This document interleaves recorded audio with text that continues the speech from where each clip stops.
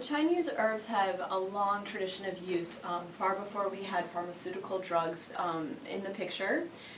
They've been around in China for many, many hundreds, if not thousands of years, and used quite extensively to help support a number of different conditions in the body.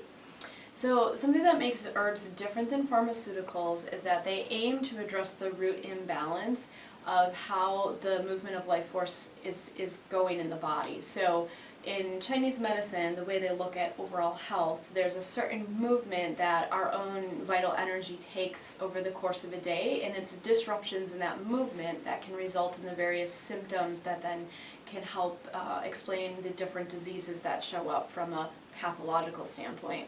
So what the herbs do is they have properties that can essentially work to help the body correct that movement of life force energy so that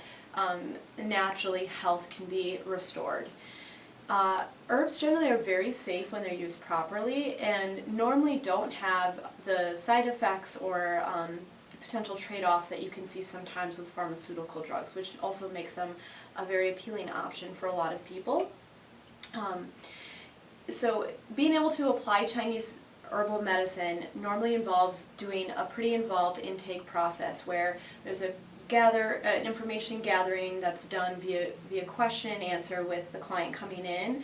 There's also just physical assessments that are done, such as feeling the pulses on the person, generally taking a look at the geography of the tongue and making notes on kind of just how that looks as that correlates to specific things that give us information in Chinese medicine. Another part of that physical assessment process would be palpating and feeling around different areas of the abdomen, which again can just give a lot of really good information. So once you take a client through that process, then a formula is then formulated from single granulated herbs that are mixed together to create essentially a powder that's added to hot water, which is taken as a tea 2 to 3 times a day. And so this is literally kind of an actual like